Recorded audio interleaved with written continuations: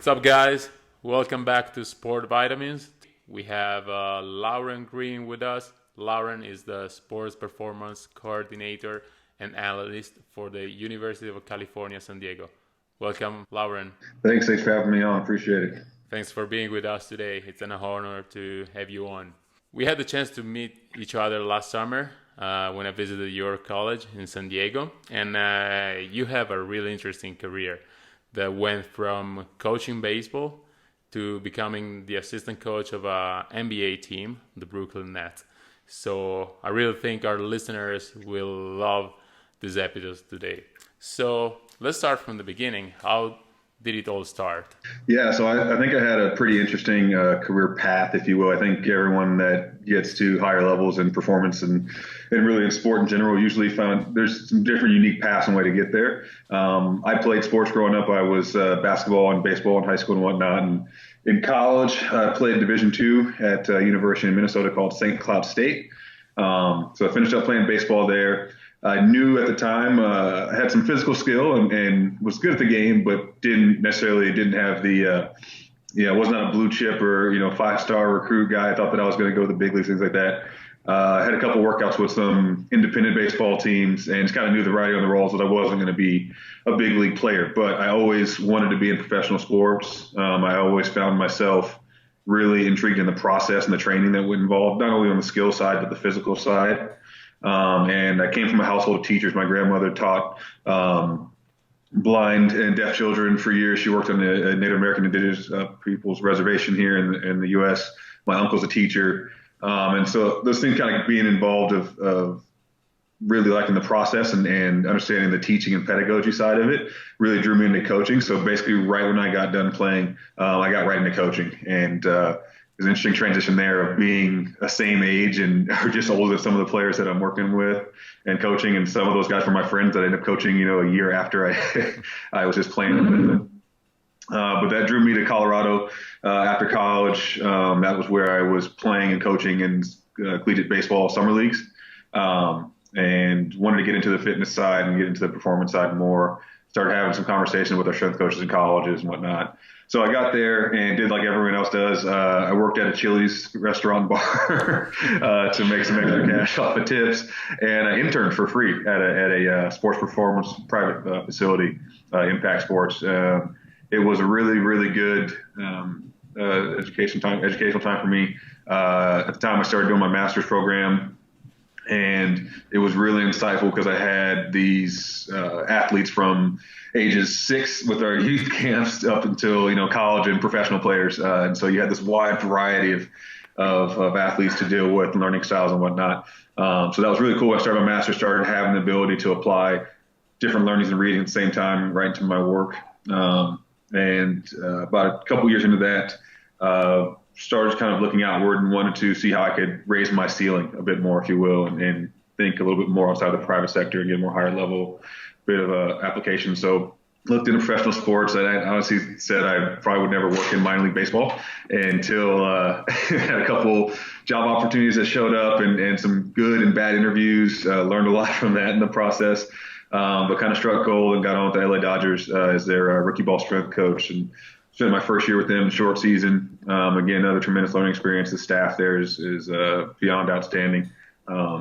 Really grateful I got to work in that group and was with the Dodgers for about 3 years, was in rookie ball up to single A extended, triple A for a short stint, and then finished up going down the DR as their Latin American strength conditioning coordinator. So was basically responsible for all the kids in the academy in the DR from, again, about 15 and a half years old to 18 or 19 or so. Average age was a little over 16 and a half. So that's all of our international signed players before they come stateside and start to join domestically. Did that for a year. Another great learning experience, living outside the country, learn a lot about different cultures, learn a new language, learning how to not only coach with more efficiency, but again, understand the nonverbal communication that goes with it. When you take away the verbal side and have the ability now to just have to mime and show and poke and move and work with an athlete that's brand new to training, it was a huge learning experience. But again, another fortunate turn of opportunity came about. I was contacted about this opening with the Brooklyn Nets. They were basically at this time almost an expansion team with how much turnaround there was in the organization. Had a brand new general manager in Sean Marks, who was outstanding. And his goal was to put together an organization that was 100% about developing the athletes holistically, and that we were going to be a very much athlete-centered organization.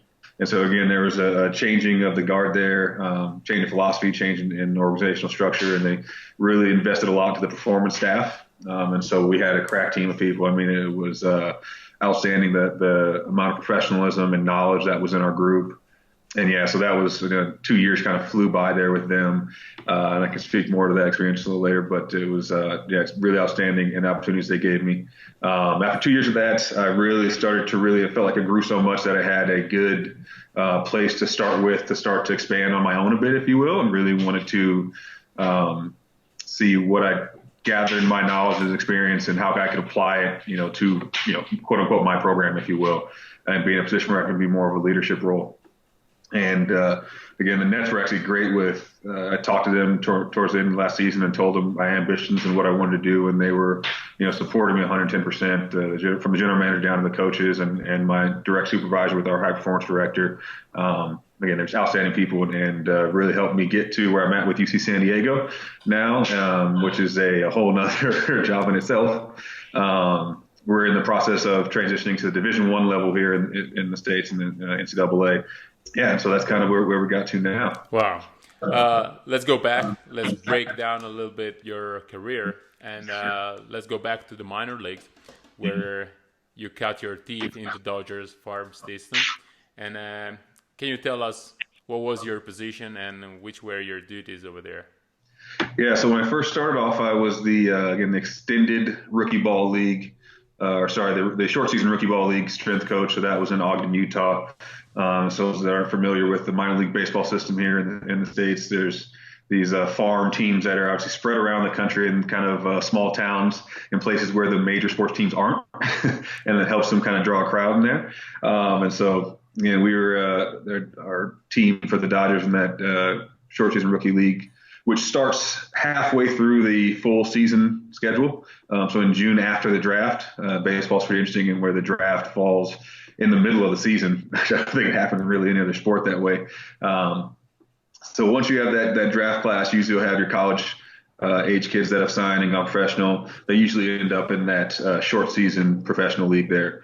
And so really I had a lot of first year professional players, which was, again, a mixed bag because we had some of the younger kids that were coming up from the Dominican or up from rookie ball at the facility. And then we had some other ones that were 21, 22, 23 years old, fresh out of college that were, 4 or 5 years ahead from a school maturity standpoint, not even from a physical and an emotional standpoint.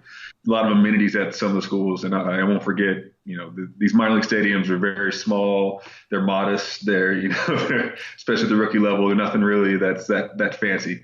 Better than your normal high school field, but definitely not a major league stadium by any stretch of the imagination. And a lot of the Division I stadiums are much better. And I remember one of our players who was coming from Louisiana State LSU, and they've got gorgeous facilities there. They've got all the amenities in the world. He kind of got there first week. He's looking around the stadium going, I thought this was pro ball. I thought this was supposed to be where our dreams came true. And I go, well, yeah, it is. You get a paycheck now when you play.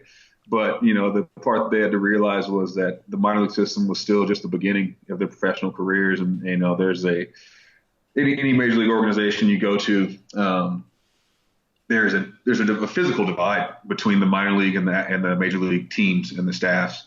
And there's a part of a psychological aspect to it. And I know with the Dodgers, the way our minor league facility, our spring training facility was set up in Arizona, there's literally a path that walks through a couple fields that separates the major league and the minor league side. And there's almost the symbolism to, when you got called up to the majors, they would send a cart over to get your stuff and take it over there for you.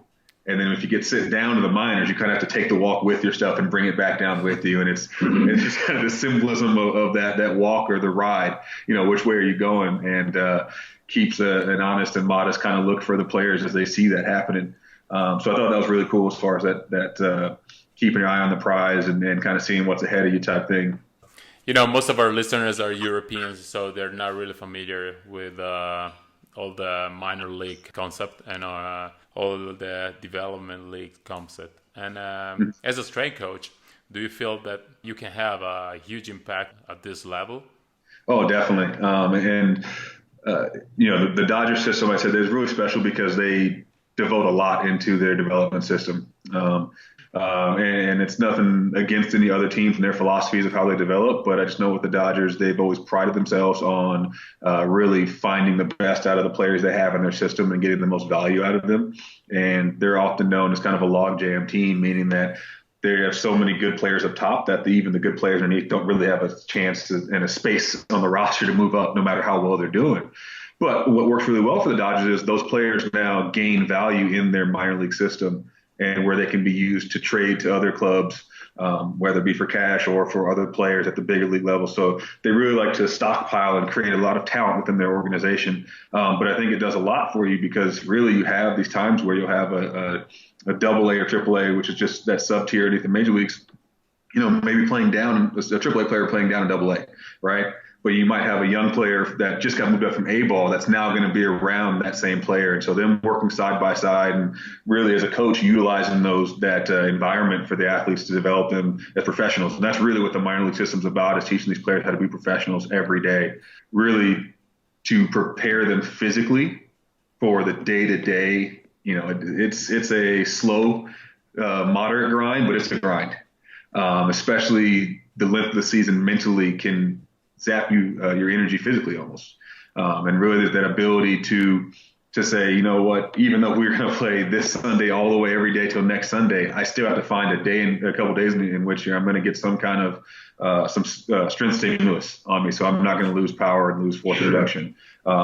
Or that on one of these, a couple of these days in the preparation for the game on that day, we might run some sprints just to make sure we got the top speed and we don't leave ourselves going a week, 2 weeks without ever having to get some sprints in because the game might not call for it. And that's one of the interesting things with baseball is, you can hide some physical deficiencies for a certain amount of time until the demands of the game ask you to do it.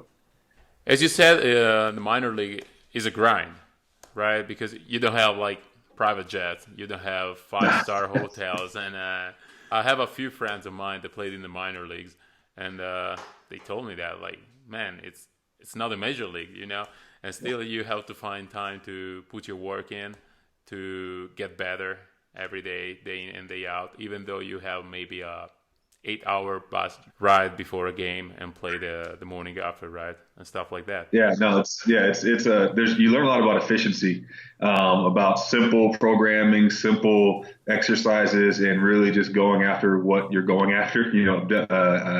Obtaining your objectives and saying, what does this player need? Because again, you're just looking for times to poke in these different stimulus, whether it be force, whether it be some speed work or power. Again, because the game is a power and explosive sport. I mean, pitching off a mound, you're going downhill with an accelerated force of your mass, and then add that with a rotational aspect of the upper body. There's a lot of force you can put in that. Obviously, swinging the bat's very similar as far as its rotational aspects. And a game in which there's a lot of sitting and waiting, and then all of a sudden you're asked to do something 100% effort as hard and fast as you can and as accurately as possible. There's this level of anticipation that goes with that. But the reality of it is, whoever can maintain peak performance throughout that 8-month season, they're going to have the advantage. And so you have to find ways to constantly monitor and keep peaking up their performance and give them the doses of what the stress they need to maintain that, so it's not going to taper off.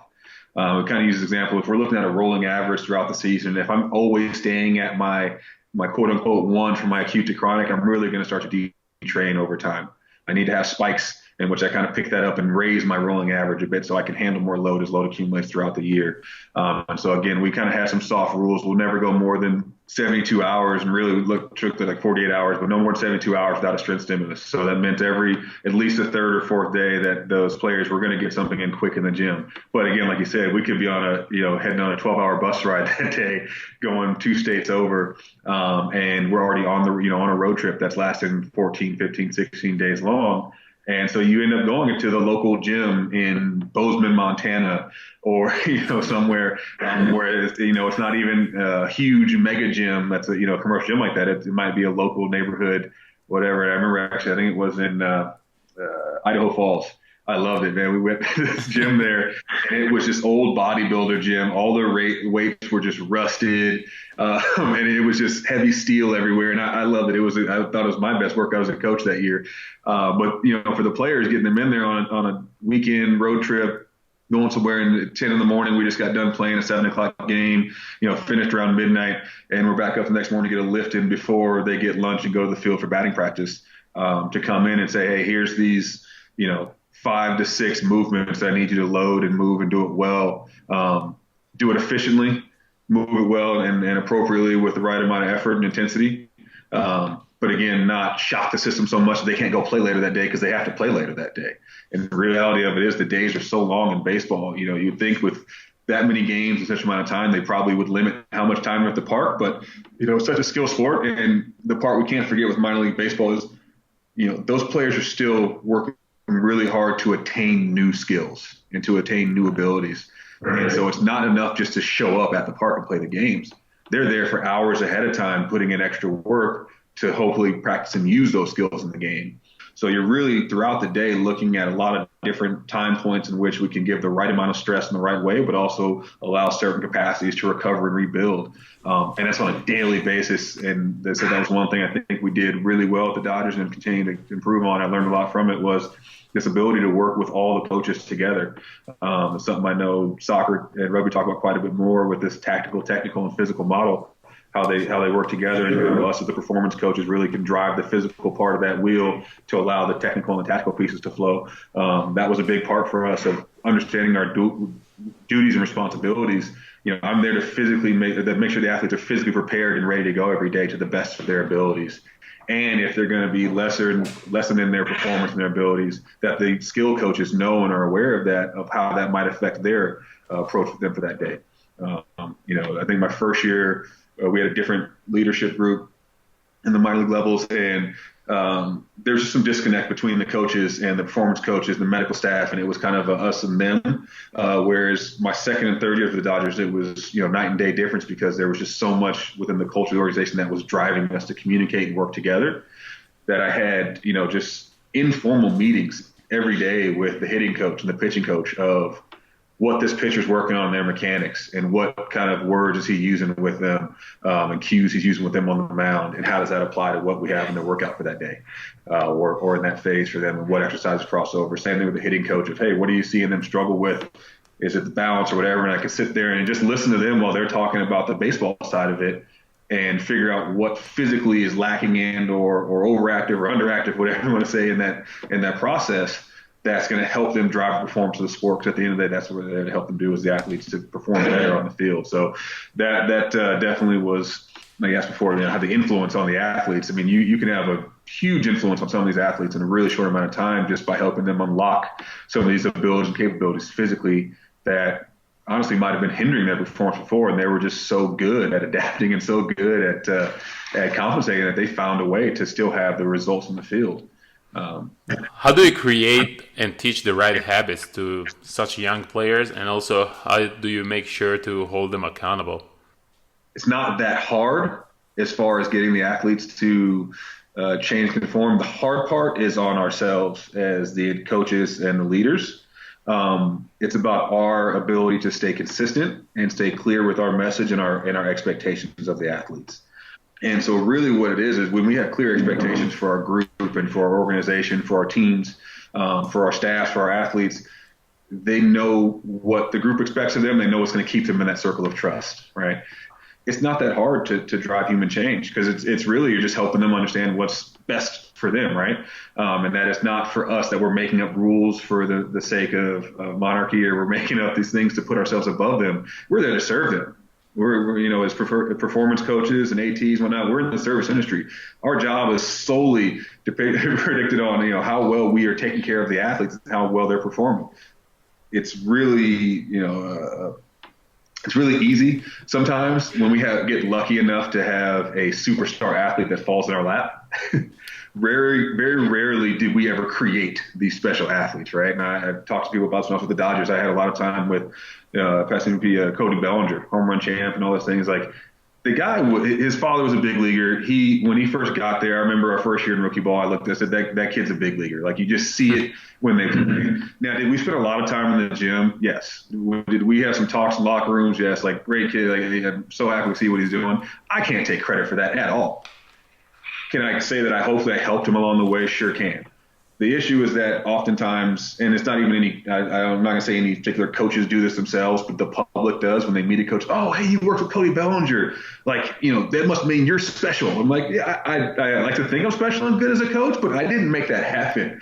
But people will put that tag on you. And so from the athlete's perspective, it's often that, they get this perception that us as the performance staff or the ATs and anything else, that we're almost trying to ride in their coattail and use them as free publicity. Which, again, I don't think many coaches purposely do that, but it's just inherent with the people knowing your history. And so really it comes down to, can these athletes trust us to not be another person that's hanging on to them or asking more of them, versus us putting ourselves in a position to ask them, how can I help you? And for them to understand when we ask that question, sometimes that might be us telling them some things from the outside, looking at them of what's best for them that they might not want to hear, might not be aware of. I remember when I was with the Brooklyn Nets, we had a couple players that were just really weary of us doing our subjective wellness questionnaires. We did it every day. It was something our front office wanted us to do. They believed in it. It was something as a performance staff we believed in. And we had 98% adherence throughout an entire NBA season, which it's really unheard of, honestly, because it's not mandatory. We can't make it mandatory for them. But when the expectations from the general manager, assistant general manager, head coach, skill coaches, performance staff, everyone every day is going, hey, did you do your wellness questionnaire? And they're getting bugged with it every day, and they're getting a text from the gym, hey, did you fill it out yet? And it's just this is what we do. It's how we do it. I've had players, actually we got some guys come in on a trade mid-season, and it was kind of a cool, proud coach moment that one of our young players on the team, one of his college teammates, was the ones that got traded over to us. And he got there right when we were in the weight room, and he goes up to him, hey, how's it going, man? Good to see you, blah, blah, blah. And I think we're in the middle of doing some dynamometer strength tests, some isometric tests there at the time. And, our player goes, hey, how you liking it so far? You enjoying your first day or so? He's like, yeah, man, this is crazy. You guys doing all these tests and measuring this and that. And, our player that was with us before, he goes, yeah, this is how we do things here, but it's all good, though. It'll help you in the end. And just to have a player just honestly, freely, without any kind of endorsement asked of him, to say, hey, this is how we do things, and it's for the better. And to bring a new player in like that, they said that was a really cool coach moment for us. And again, there was no special sauce to it. It was just constant education and communication with the players of saying, hey, this is best for you, or we think this is best for you, and having them be involved in it. And then be able to ask questions. What does that mean? Why would I do that? Someone else told me this. Why should I do that? Or is it the same thing? And just having that dialogue. It said it's not that hard to do with them. It's just the hard part is the consistency of it and the commitment to it. But yeah, it's a big part of it. That's the best way to make the players buy into it. Now you mentioned like a superstar caliber player like Cody Bellinger, but you don't, as you said, you don't always have the chance to work with those athletes. Like sometimes most of the time, you have the chance to play with and work with, let's say, low-level athletes that maybe have one single chance to make it to the big leagues. Like you mentioned last summer, I remember the special project that the Dodgers gave you with those base stealers, right? That was impressive. So can you please tell us something about it? Yeah, so it was, again, the Dodgers are a pretty forward-thinking team, and they will, as analytically driven as they can be, they're also creative in a lot of different ways. And we had just a kind of a review up at the top of the big league teams, the big league team level, where they kind of felt like we were lacking in speed and didn't have any kind of just direct base dealers on the big league team. I don't think they felt comfortable with any trade moves that they were going to do or get.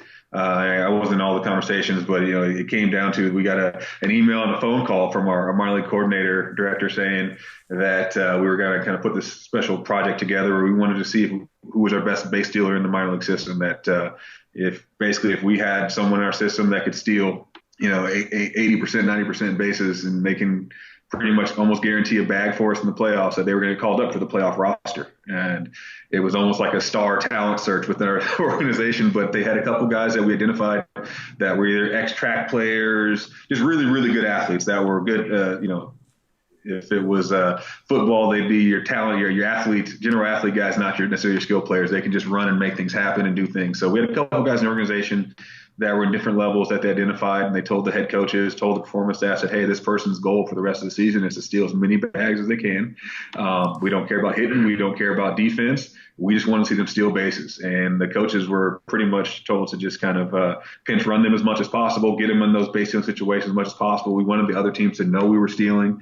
And it really just made it as challenging as possible for them to see how well they could really do in the situation.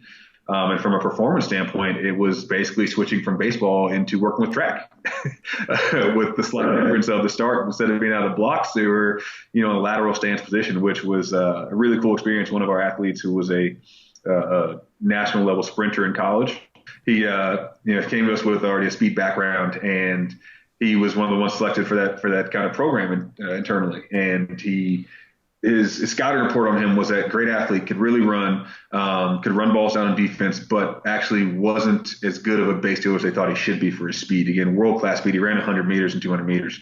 An incredible athlete.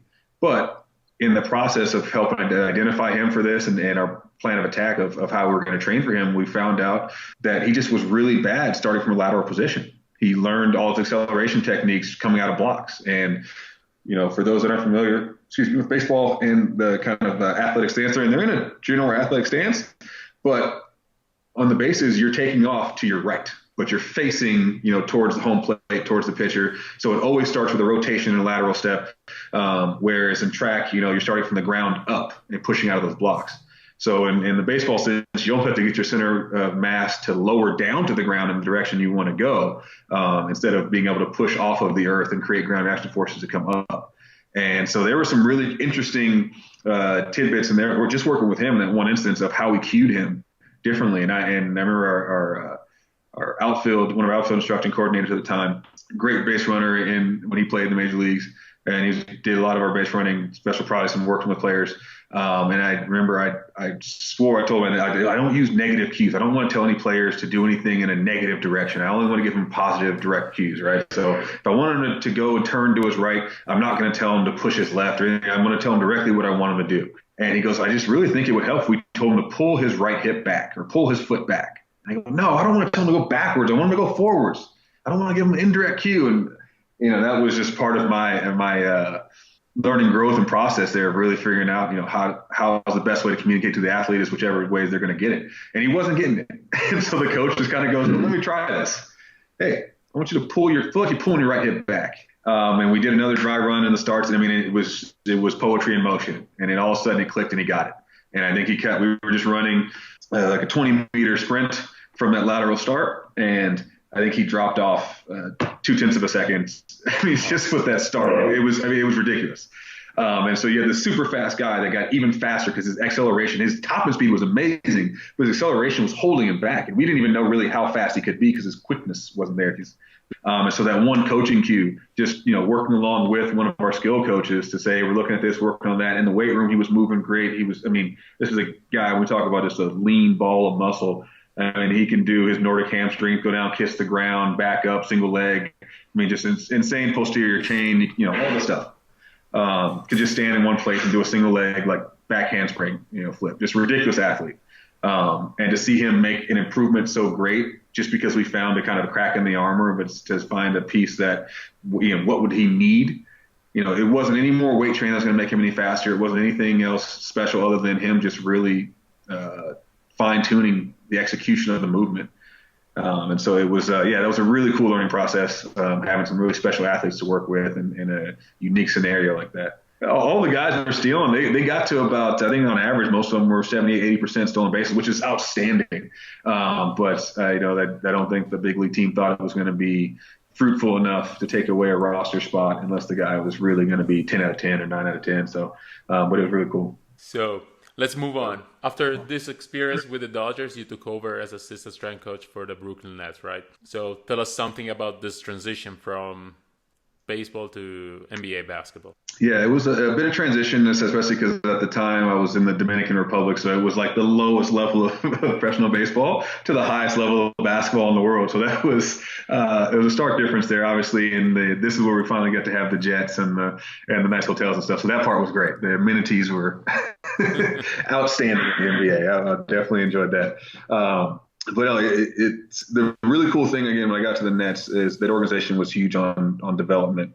And that was part of the reason why they liked me for the position was the ability to help develop the players. So again, at the time that the Nets team was again almost in a rebuild, I think we had 5 or 4 returning players from the year before.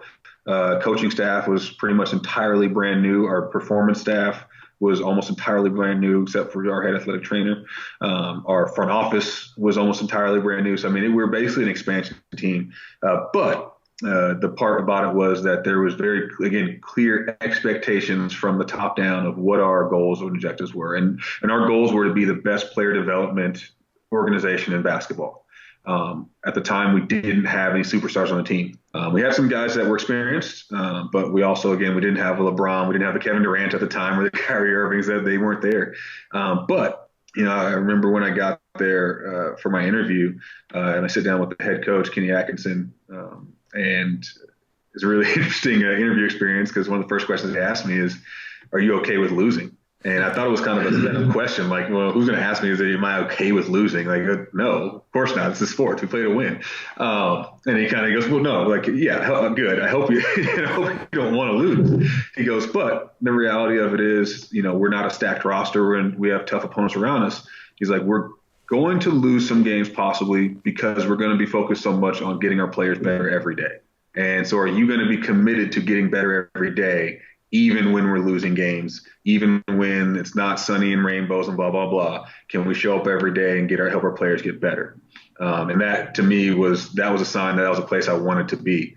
Because again, that is kind of tell by my career, I'm really passionate about the development side, as I said, and the process that goes into it. And so knowing that the organization itself was going to, focus all of its attention on developing the person, the player, the athlete, all as one, and having our place be a destination where players want to be, and where the superstars wanted to know that the role players around them would be good role players, and that there was a true just system in place and a culture that really was palpable. And so again, I thought it was a really special place in that our first year, I think we finished the season with 22 or 24 wins, the second and last worst record in the league. Through the last day of the season, we had players showing up in the weight room, showing up for skill work. And I obviously granted they're professionals, right? Like some of those guys' contracts are ending and whatnot, and they want to make sure they're on a good step. But the ability for everyone in the organization to just every day show up to work and to be better and enjoy the process of getting better, even if the W's weren't there at the time, and being able to recognize some of the small victories and those milestones along the way. Our second year, we got to 38 wins, I believe. It was 40, something like that. And almost doubled our wins in the second year.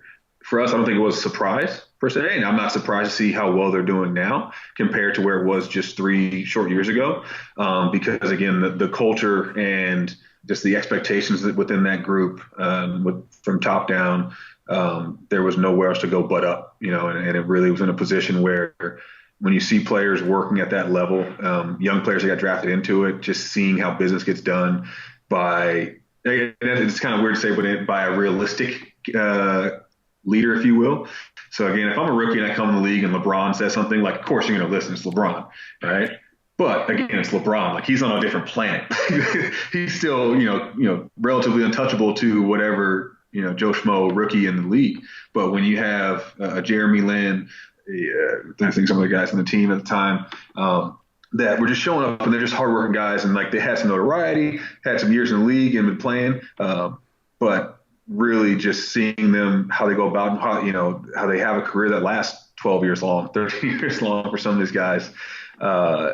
Luis Scola, I thought was actually a huge influence my first year there. At the time, he was creeping up on 40 years old, had been playing in Argentina and played in Spain for a bit, I believe. I've been in the NBA for years now, and I mean, he was almost a second coach, and he was in the weight room with us as much as anybody else on the team, or more than anybody else. And so many times I've talked with him about his time spent around the league, around the world, Olympic Games, all these things, and the influence he could have on younger players. It was just huge to see consistently up and down the board that everyone was about getting better every day, no matter what level they were at. Rookies, veterans, our ball boys. I mean, it didn't matter who it was. There was expectations set on everyone. So that was just a really cool experience that I thought the minor league side carried over into well, where the focus was on development and helping players grow outside of just the victories, on that game day. The Brooklyn Nets organization is really committed to developing players. And probably this is one of the reasons why the G League team is really close to New York, right? They're the Long Island Nets, and you work for them as well, right? Yeah, so when I first came in, actually, they were in the same building as us. So they're marketed as the Long Island Nets, but at the time, their arena in Long Island, which is only about an hour and a half away, wasn't finished yet. So they were actually playing at Barclays Center, and they played in. It was kind of almost like the high school varsity and JV games. I hate to say that. Definitely not, not to diminish, put down the teams at all, but just kind of the timing structure. They oftentimes had like a noon or 1 o'clock game before our 7 o'clock game in the afternoon and the evening. But yeah, so when I came in, again, part of my roles and duties was to actually oversee that team as well. So I was the assistant with the NBA team, but also was in charge of the performance stuff for the Long Island team. And we hired a part-time performance coach that would work with them out of Long Island. The second year, the first year, because they were in-house, I just did both. So that was kind of tough in the sense of I had two teams to worry about, so to speak. But luckily, again, we were in the same practice facility and in the same arena to play with. I didn't travel with the G League team. I traveled with the NBA team. That was priorities. But I had some longer days, especially the years getting myself organized. The way the G League season starts up, just about 10 days into the NBA season. And you start picking players up off of waivers and things like that. And they have a draft. And it just starts. You get like a week of preseason with those players that you maybe had a handful of those that were in your camp for the NBA team during their preseason, but all the other players are just brand new coming in, and you haven't seen them before, you haven't done them before. And so that was a really interesting in the sense of, again, it's really all devoted to development in the G League. And again, like I said, why the team was so close, because we really had to work on sharing a lot of the communication parts there. Our assistant GM at the time, Trajan Langdon, who's now general manager with the New Orleans Pelicans, he had some minor league baseball experience as well. And I remember we had some meetings at the beginning of the year before the G League season started, and we really had a lot of talks on how do we take our lessons learned from other development systems, like European soccer, like Major League Baseball, like NHL hockey, of how do we make sure that the coaches up top and the administrators up top see what's happening below, and that they're able to disseminate down to them what they're expecting those players to grow into and develop into. And again, it's always about these clear expectations and communication to them.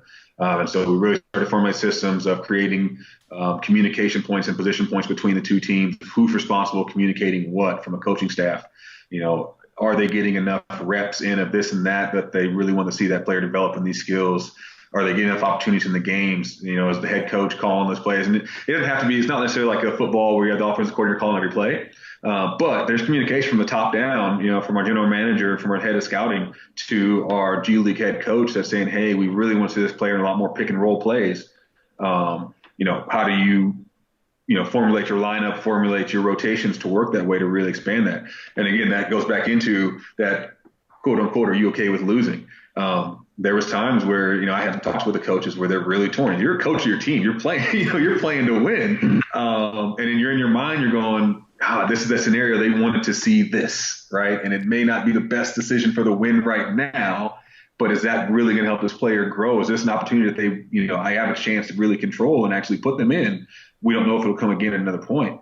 And so having those times of really balancing out the development versus the win now, it was a test for everyone and really a cool challenge. But as I said, that was a priority for us to make sure we had those lines of communication set up, that we know who needed to communicate what to whom, and to really have this unified system from top to bottom. And, working in college now, we're at 23 teams to work across and design for. At that time, coming out of baseball, we had 7-8 teams of Dodgers, but doing it with these two teams seems really simple and easy. But I found out really quickly in my first year that, when you have a roster size of 15, like you do in basketball, 12, 15, depending on the league, whatever, and, we had our performance director who had a strength conditioning background. We had our head strength coach, sports scientist. We had myself as the assistant. We had a couple physical therapists and athletic trainers, massage therapists. You have so many helping hands around. The expectation of care is so great and so high that you could second guess and third guess or time guess every single decision you make and really start to kind of overthink and overcomplicate things. And having times where kind of look back again on the minor league side and going, all right, what's my objective and what am I looking for? Those player needs at this time to help direct you. But again, when you start looking at a player and go, what do they need to get better? What's going to make them the best player possible? You can nitpick and do this and that. And so again, for us to have expectations from the coaches and the scouting saying, hey, I want to see this player better in this way. Hey, they need to get stronger. Hey, they need to get faster. We plan on this player being a rebound and rim runner type guy, or we expect this player to be banging bodies around. We're going to do more half court, blah, blah, blah. Of us really having a plan diagnosed and drawn up for that athlete. It's much different than now when I have 500 athletes across 23 sports in a college setting where we're working on general athleticism with some of them. And, in the NBA level, you're looking at finely tuned machines trying to get the most juice out of the orange you can get. It's quite a challenge.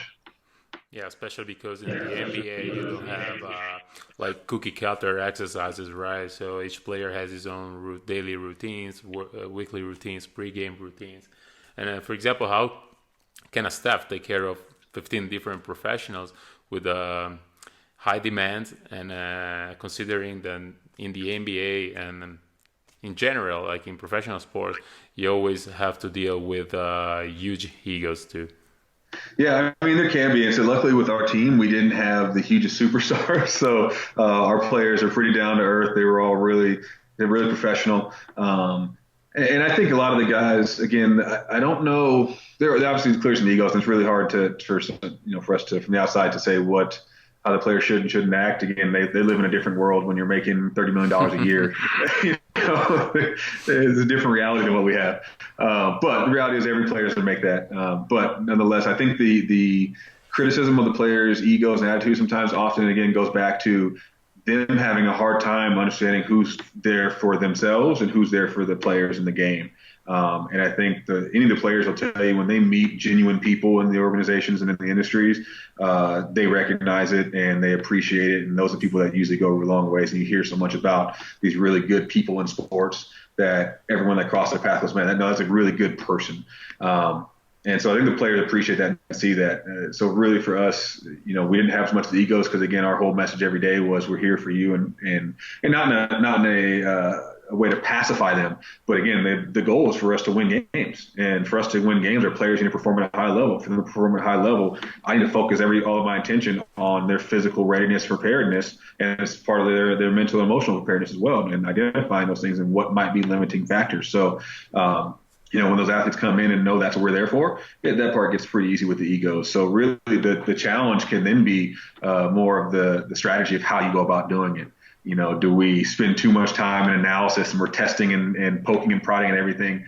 And if you're testing and poking and prodding all the time, when are you making the adjustments off of the results from those tests and analysis you're doing? When you're programming for that.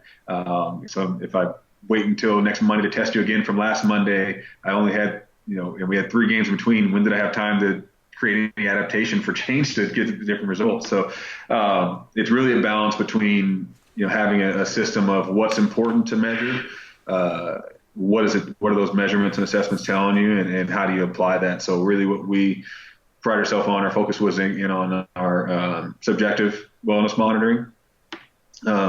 We relied on some monitoring of central nervous system fatigue, so our force plates, counter movement jumps. And we did some isometric testing at specifically around the hip. And we used kind of those as strength measures, again, of readiness, neurologically and of subjective readiness. But the way our kind of daily practice structure and team structure worked was and very appropriate with your podcast name. We call our vitamins. And so that was our athletes, when they came in, they knew they'd have a vitamin that they would have from a physical, recovery or recuperative time. So they'd have with the athletic trainer, the physical therapist for 20 minutes. They'd be with the physical performance or the preparation part for on court for 20 minutes. And they'd have an individual or small group session with coaches for 20 minutes. So that was the first hour of practice pretty much every day. And they knew no matter what intensity it was going to be, that was kind of the structure. And so really the question, again, from a consistency standpoint, the players just wanted to know, hey, do we have vitamins tomorrow or not? That was it. And so that was what time they needed to show up. Because if practice was at 12, that means vitamins start at 11. And so for them, they knew what kind of day they were expecting. If we didn't have vitamins, that means we're probably going to have a film day or something really light, maybe just whatever walkthrough.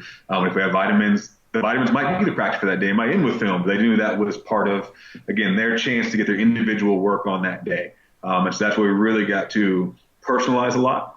And why we really relied a lot on the subjective wellness side, because at that point, going into that session for that day, we already would have looked at our, let's say, our catapult or our player load monitoring information. We might have looked at previous tests and things and have an idea of where that athlete's coming in at, and then we're waiting to see them subjectively to tell us how they're feeling before they get there. So by the time they show up for their vitamin session, we might say, hey, you're going to start your 20 minutes off with physical therapist because we saw you reported this extra soreness and blah, blah, blah, blah. Or go to the coach and say, hey, for the 20 minutes for their vitamin with you, we're just going to keep it low level. Or sometimes they're the opposite. Say, hey, coach, I know the team practice is going to be down today, but this player is actually in a good position. We can get some extra work in. So if you want to go really hard on there and get a good intense session and go for it, because the team practice is going to be light and short, and they're in a good position to get some more work in. So go for it. Let them have it. Or they might even say, hey, we're going to do our 20-minute vitamin, and you, we're going to do some shots, get some shots after practice or whatever it may be. So having that kind of structure, them knowing what piece they were going to fall into and where they need to go first. Team practices are actually pretty short and to the point, because everyone kind of got their work in already. And it also gave some flexibility for the players to say, to be people, hey, my wife is sick and I'm going to take her and my child in to the doctor before practice, and they might miss that first 20 minutes of their vitamins, whatever, and do it after practice. But again, it's allowed for us to still have a core group of teamwork, but have individual parts around it and just try to make it as efficient as possible. Our general manager, our head coach really weren't. They really wanted to be aware of asking of the players personal time and just being around just to be around, waste their time, if you will. We wanted them when they came in the building to know they're there to get better, get taken care of if they needed to physically or emotionally and mentally. So really, it was a place for the players to come in. And you said get better for the day, and if you're not there getting better, then go home and recover. Be with your family. Be with your significant other, whatever it needed to be a good person and feel good with yourself. Because again, they kind of really, and it was with us as performance staff as well. They want us to feel happy with ourselves, feel good about ourselves. That when we came to work, we didn't have to think and worry about other stuff, but we could perform at the highest level possible. And so then that was, again, kind of our model for the players, and everything we want to trickle down to them was, hey, when you're here, let's get our stuff done. This is exactly what we're going to work on today. In the weight room, hey, you got our 20 minutes. Here's this block I need to get done. And if you don't get to that part done when you get off court, maybe you give me these 2 exercises at the end. So that was our chance to really give specific, stressors for those adaptations we're looking for throughout the season. Great. And how can you have the same kind of efficiency now that you work with collegiate athletes? And you have to supervise a lot of different teams. You said how many teams? Yeah, we've got 23 teams and just under 600 student athletes. Yeah, a lot of athletes. And so it's a challenge, and really because it's not like you can make this one uniform system that works across the board, because the sports are so different. And just for example, we can categorize our sports between dry land and aquatic, in which those sports in the water have, from a training and physiological standpoint, are completely different. They don't deal with gravity. They don't have to worry about gravity. I don't worry about them and their jumping and landing mechanics off of a box necessarily, because that has nothing to do with their sport. The only time they're going to jump and land off a box is when I ask them to. And so, how we train and what's the priority for them, it's not completely different. Again, internally, our anaerobics, our energy systems, that's going to be pretty similar. But again, how those systems are taxed, and how it affects us neuromuscularly, physiologically, from that standpoint, is what's going to be a bit different. So we do have some baseline things we do as far as our pre-participation exams. So at the beginning of the year when the athletes come in, we'll do obviously their general orthopedic and internal medicine clearances per our medical recommendations.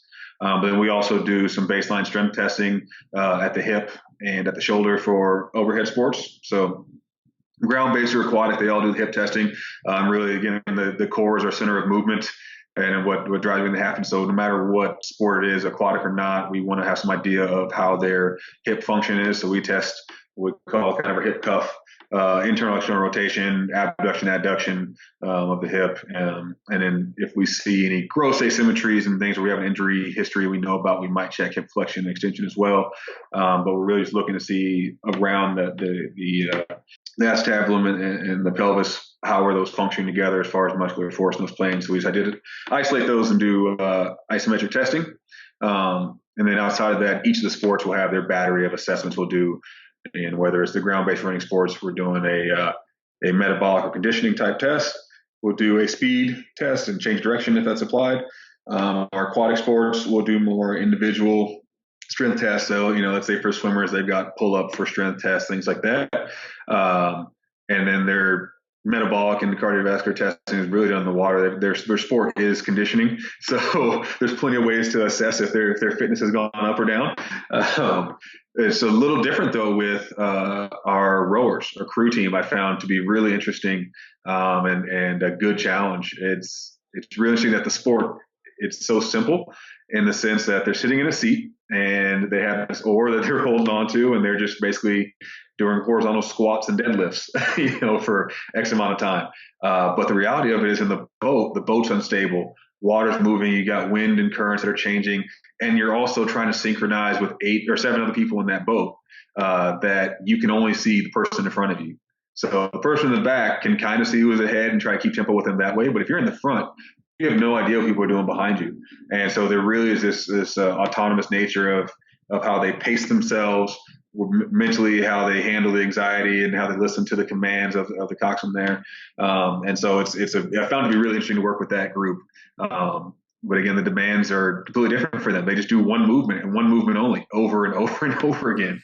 It's not dynamic at all. Soccer, you might jump, cut, turn, bump into someone, 45-degree cut, 90-degree cuts, 180 cuts.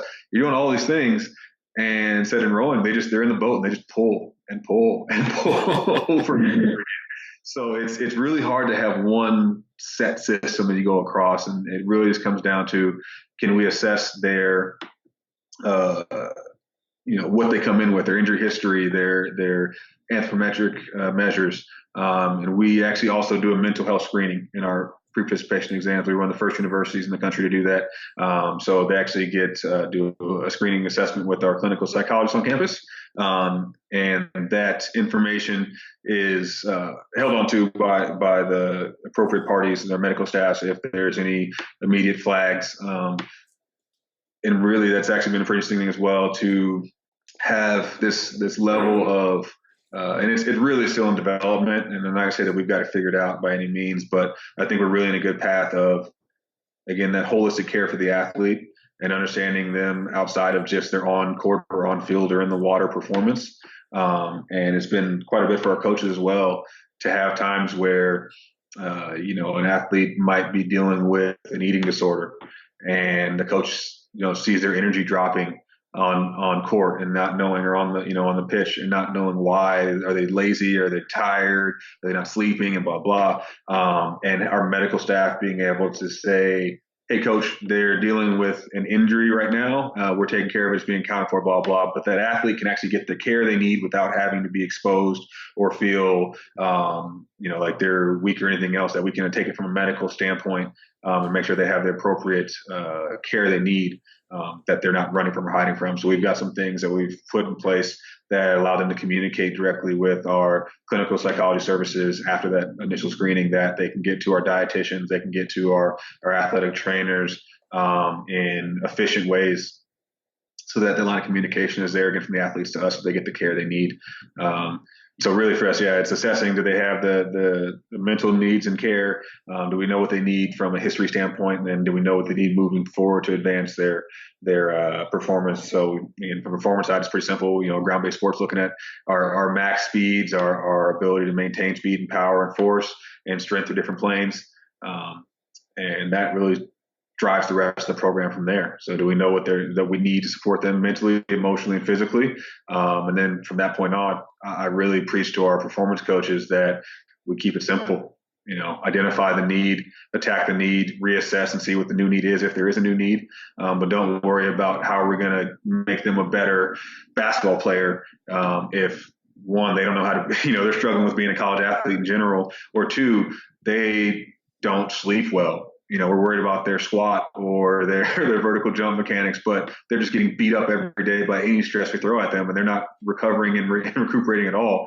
We're fighting the wrong part. We got to grab that low-hanging fruit and find out what's going to have the biggest impact for them. So that's really our goal, is to unpack that, find out what the biggest impact is for the athlete, give them that, and then move on from there.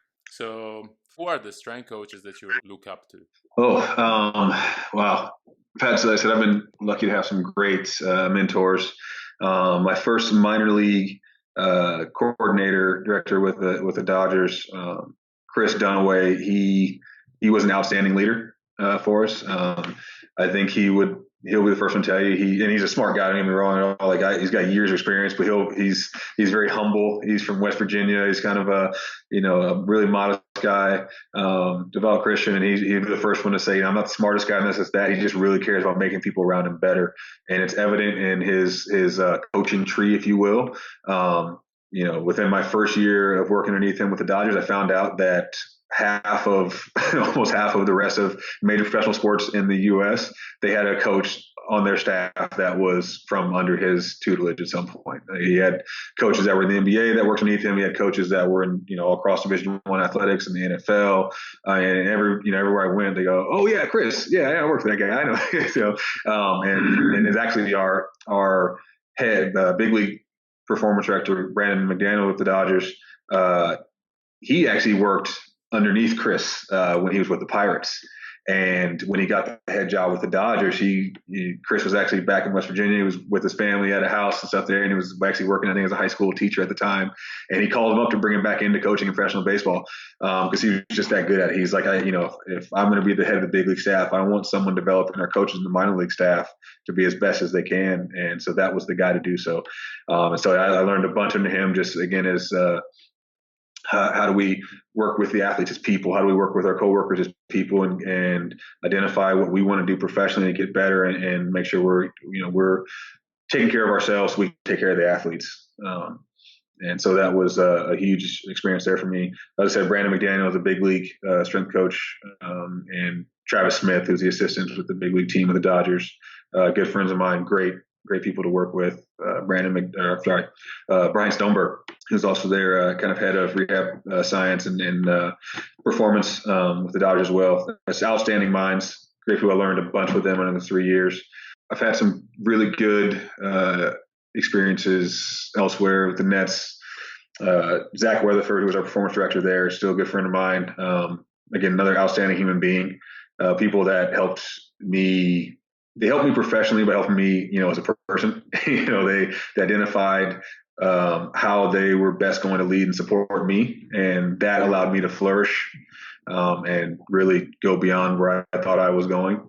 So it was really good experience there. Dan Meehan, who's the head strength coach, outstanding. That whole staff, really, with the Nets, if I could put a team together to work with at any sport, any level, like that was it. So yeah, that was a really great group to be around. I think they're going to maintain at that level of performance right now, just not solely because of that group, but they're going to be a huge rock that organization is going to rely on. That's going to drive them forward. Outside of the teams I've worked with, at University of Denver, Matt Shaw, spent some time with him after my first year with the Dodgers. I actually kind of just volunteered at University of Denver, and he was actually the first one that really showed me in actual application how high-level testing and analysis and care for your athletes can work at the college level with having multiple teams with high expectations. He works with their men's hockey team primarily now, which they were national champions once or twice underneath him, I forget. But high-level hockey. He's got other teams he works with that all super high level. He had their soccer teams as well. And there's a reason why a number of his ex-athletes that are now playing professionally continue to go back to work with him in the off season. Again, great person and really, really smart, astute coach on how he's going to apply high level thinking and programming to, a simplified audience within, again, a college structure. You have so many athletes, not much help. How do you make that happen? So I saw him, implement triphasic training in a really unique way, where I shouldn't say unique, but just in a really efficient and well thought out way, where there was a great learning and understanding from the athletes on how to perform the exercises. And they were really just driven into knowing their movements, how to coach each other out of it. So you had, for a team of 30, you had 31 coaches. You had the coach and you had all the players. They knew what they were doing when they were doing it. And so everything else from, that triphasic system of tempos and everything else was really just holding each other accountable to the time. But they knew what to look for. They knew how to fail. They knew how to, find the objectives of the movements they were doing, have the appropriate intensity. So there was very little bit of babysitting going on versus constant cueing and coaching, and really, again, looking at the effect of the training versus worrying about, did they write down the right weight? Did they, some of the little stuff like that, just really well coached teams. So learned a lot from him in that regard. And again, how to apply some high level things in that way. I'm sure there's a number of people I'm missing and forgetting. So you just mentioned triphasic training, and there are a lot of young strength coaches listening to this podcast. So which are other books that you would recommend to them? See if I can remember the title. Another one I enjoyed was David Joyce. I believe it's Elite Strength Training. Forget which volume it is, but by David Joyce. Thought that was a really good comprehensive view. They had some great co-authors in there, and it went from, again, a bit of assessments into different types of training and programming. I like it because it talks about some of these good, we'll say, commercialized programs that are out there, these training styles, but it puts them in context to, again, how do we apply that for the athlete? To be honest, with my interns and people I've worked with, and a young strength coach, when they ask me, your best book is going to be holding on to the best anatomy kinesiology book that you've ever had or found. If you haven't found a good one, see if I can recommend one. Trail Guide to the Body. I think they're on the 4th or 5th edition, but that was actually one we had in my master kinesiology class, and it was a great resource for just saying, for understanding movement and patterns. Where does this muscle start? Where does it end? What joint does it cross?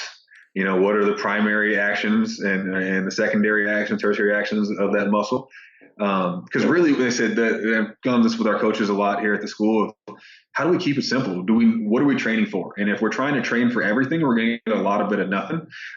And so, if I'm really working on, foundational strength with an athlete, I'm really working on movement capacity, if I'm really working, whatever it is, find the best way for that athlete to accomplish that and get that stimulus.